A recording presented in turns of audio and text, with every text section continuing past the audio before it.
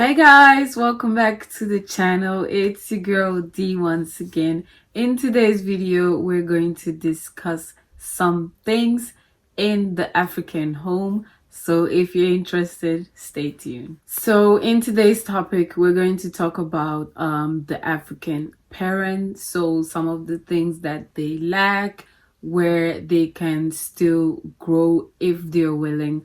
So the first thing that I'm going to be sharing with you guys is African parents have to learn how to talk to their children.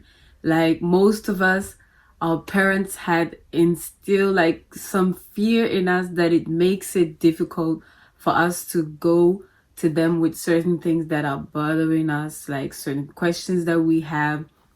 It makes it difficult to go to them and ask them about those kind of things. So first of all, learn your child, get to know your child, talk to them. Don't let them have this fear of coming to you, because sometimes they'll be in a whole lot of trouble and they need your help, but because of that non-existent relationship, it is difficult for them to come to you with the burdens and the things that they go through in life. And the second thing was that I will share is that we should let our kids know our failures, where we failed, where we lacked, so that it will be easier for our children when they fail at something.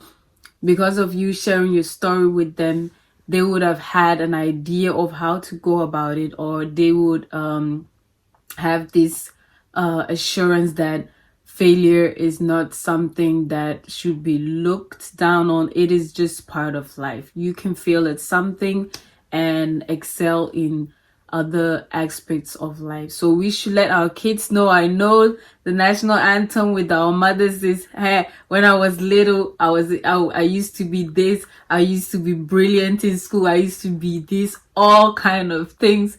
Meanwhile, we know they're lying, but yeah, they would never let you know where they lacked in life. Like even if your grades are not good, they will be like, when I was in school, I was brilliant. Like me, baby crow, and you're free, yeah? And then they will be blaming each other. This one will say she get it from the mom. This one will say she get it from the dad. So those are some of the things. And let us not be too money hungry and money conscious, because most of the African parents are so money hungry that sometimes they neglect their children. It can be that they don't do it on purpose, but that is my experience, and that is what I've come to know, that we put money first and sometimes neglect our children. Sometimes what our children are majoring in school, we don't even know. Which grade they're in, they don't know. If they're in a relationship, they don't know, because they don't make it easy for you to come to them and talk to them about it. We're so money conscious and building something back in Africa that sometimes that is our main focus. We don't focus enough on our children and what their needs and wants are. So what I would say is, I know it's not easy. You can't really blame them to a certain point, because they didn't have that growing up. And most African parents is like that, because they had little growing up. When they come to Europe, they want to gather as much as they can, which is not a bad thing. There is nothing wrong with that. But just like the Bible said, in all you're getting, get understanding. Understand that you hustling for money, there are some things that you're bound to neglect, and most of the times it is your children. So let's keep that in mind. I know I've not been a mom for long. Somebody would say, oh, that my advice, but that is the things that I've observed.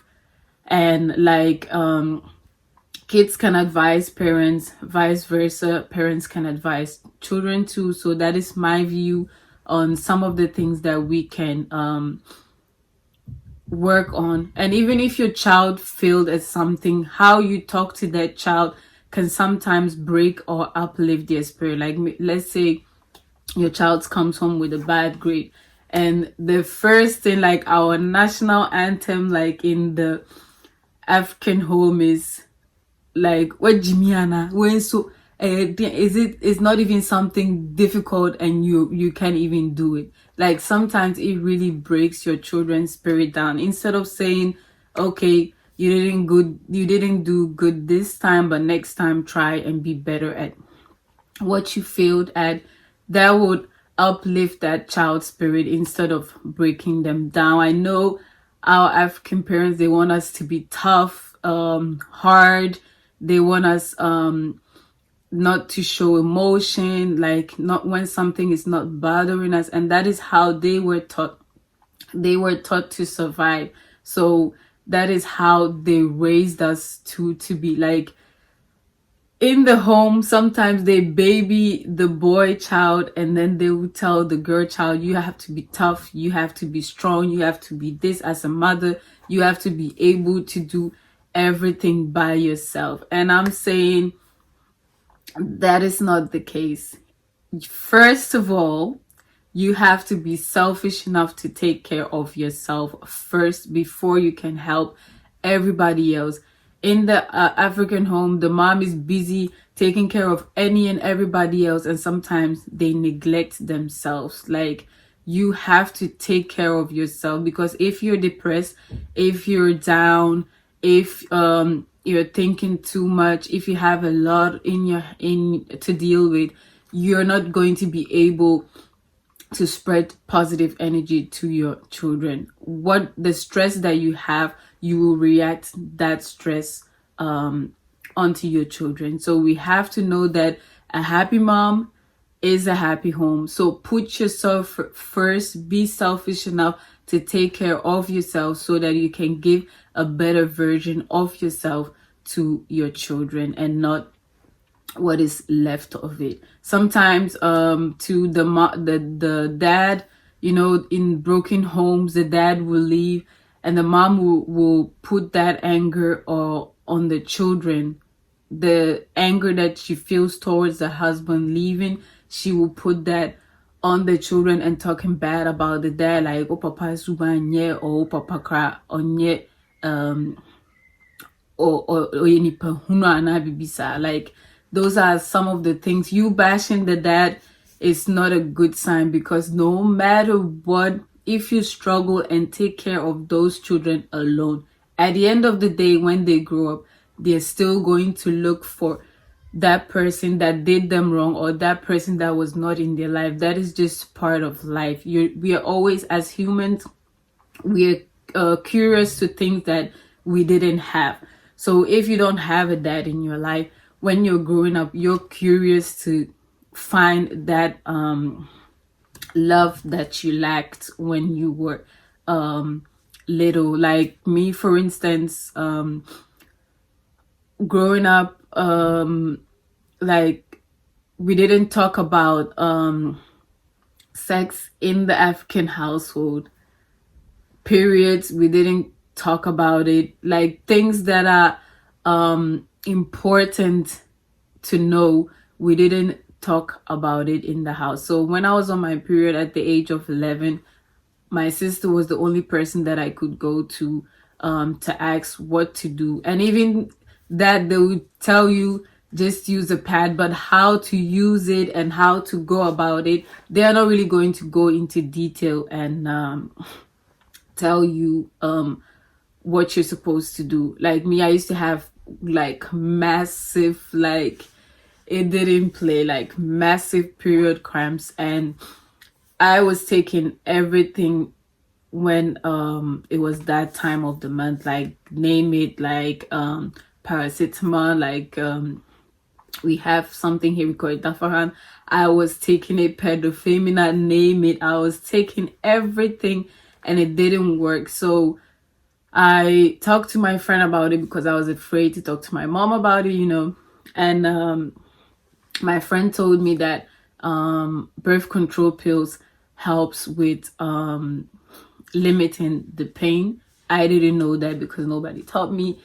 And I had to do that behind my mom's back because I know African parents, once you're on birth control pills, they start thinking that you're doing something that you're not supposed to do, which was totally not the case. So when I was 17, 18, I talked to my friend and I was able to go to the doctor without my mom knowing. They checking my blood, and I was able to get my birth control pills. And from that moment, the pain was less. It was not as severe as it used to be before. So yeah, those are some of the things. And also, we have to help our children. We have to talk about financial decisions, like how to save your money, because I know we like buying, like everything when you're young, everything you see, like you want to buy because you're still living at home. But we have to make it the norm to talk to our children about saving, how to save for a house, how to save for a car, how to save for your education if you want to further your education, because it is not cheap. If you go to the uni and you don't want to have student loan when you finish school, you have to save. Like the money that they give to children every month, it is not for you, the parents, to go and invest in businesses in Africa. It is not for you to buy the newest clothing, the cloth that is out there. It is for you to put it aside for your children when they grow up, that at least they have something that they can start their life with. Because I know some parents will be fighting about that money. Some even divorces because of that money. That is, I think in the US is child support.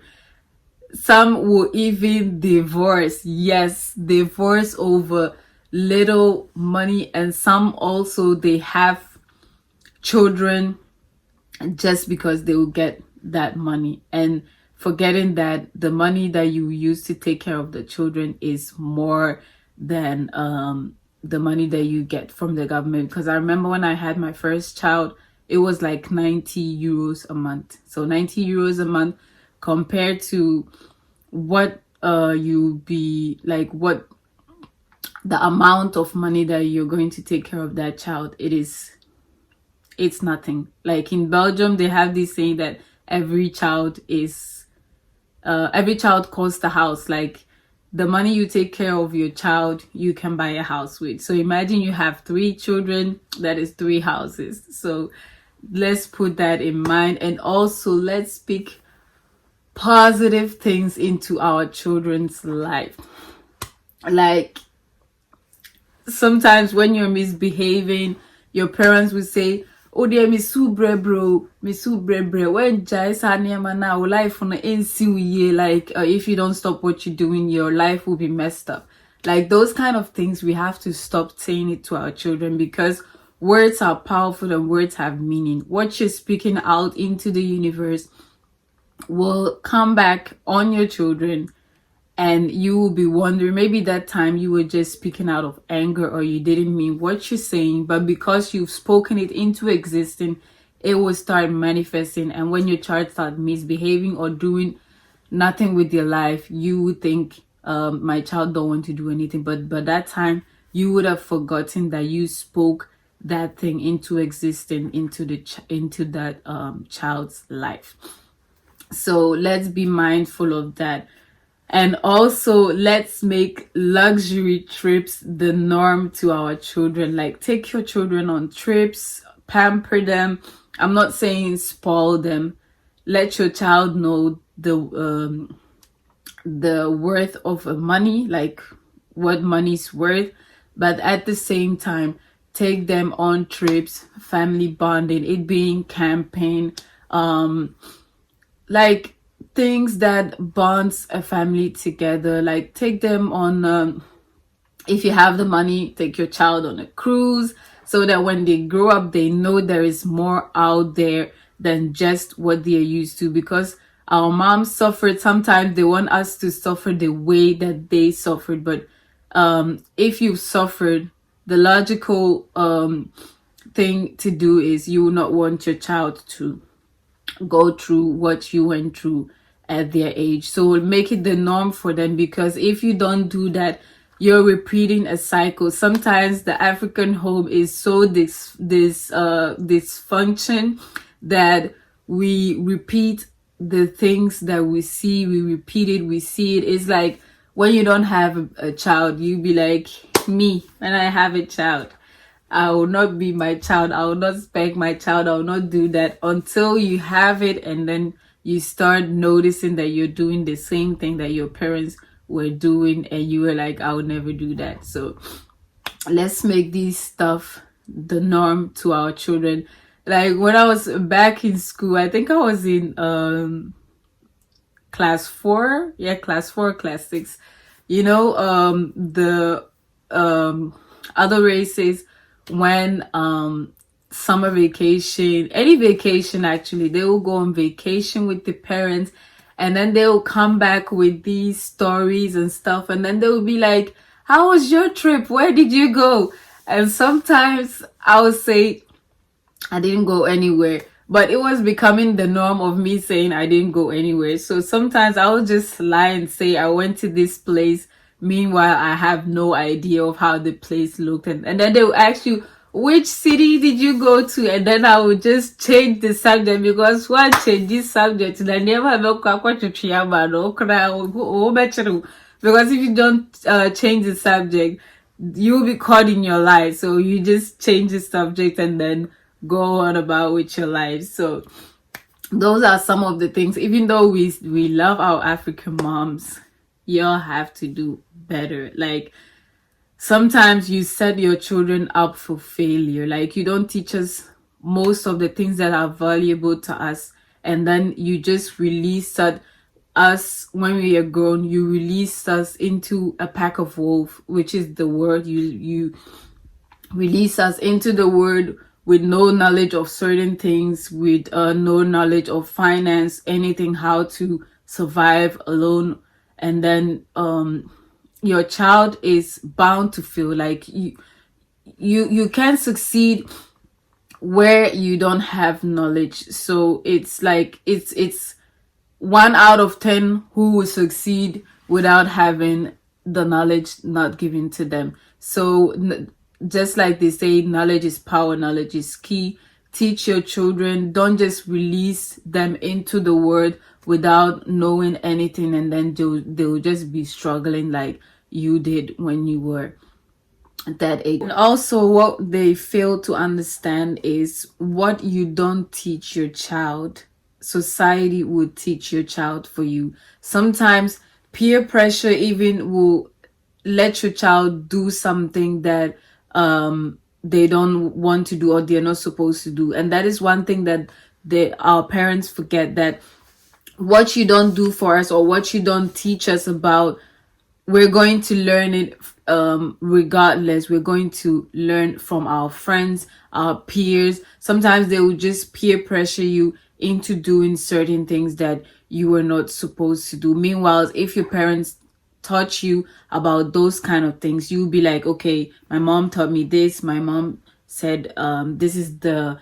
results, or this is the outcome that is going to come out of what I'm going to do. So sometimes because of that, it puts a certain fear in you of not doing those kind of things. So teach your children about certain things so that they don't go and do it because of peer pressure, because regardless, you can change it. Even you can raise your child to be a good person, to be a good citizen, all of those good things, but put in mind that bad fruits can sometimes corrupt good morals. So keep that in mind and teach your child before society teaches them for you. So my belief is every African mother should save at least in their lifetime, at least $20,000 or something, that when their child leaving the nest, that they can bless them with to start their life with and start putting fear in your children, and then when we grow up you want to be besties with us, but that time we don't need you anymore. So those are some of the things that I wanted to discuss, because we're in 2021 and these things are still happening, which leaves children broken. We also have to talk about mental illness, depression, all the things, because we've made it seem like mental illness is not part of the African community, which is a big lie, because it is. Mental illness is real. When I had my first daughter, I was so lost, because our moms made it seem like having a baby is like the best thing you can do. I was alone. My mom was in the UK. She didn't live here. So I was alone with a C-section, doing everything all by myself. I was so lucky that my sister was around to help me. And I remember, even though I was happy, I stood in the mirror so overwhelmed, and I was just crying my eyeball out. I didn't know what was it like. I was struggling to be happy with giving birth. And I thank God that I was not deep into depression, but it is there. It happens after you've had your baby. Like when I was talking to my mom about it, she didn't know anything called depression or those kind of things, because when they have kids in Ghana, they had a whole community taking care of their children, a whole community supporting them. So they didn't go through what we go through now when we have our children. So let's talk about it. Let's make it the norm, so that your child knows that they're not alone if they're in depression or they have mental illness or other illnesses that they're dealing with. So I'm so happy that y'all have been able to stick around. If you've been able to stick around till the end of this video, thank you so much. You've learned a lot. So thank you guys so much for sticking around.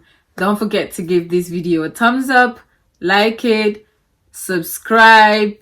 We don't need no thumbs down nonsense over here. So those trolls, you can get up on and go somewhere else, because you're not wanted here. So thank you guys, and I'll see you guys in the next video. Bye guys.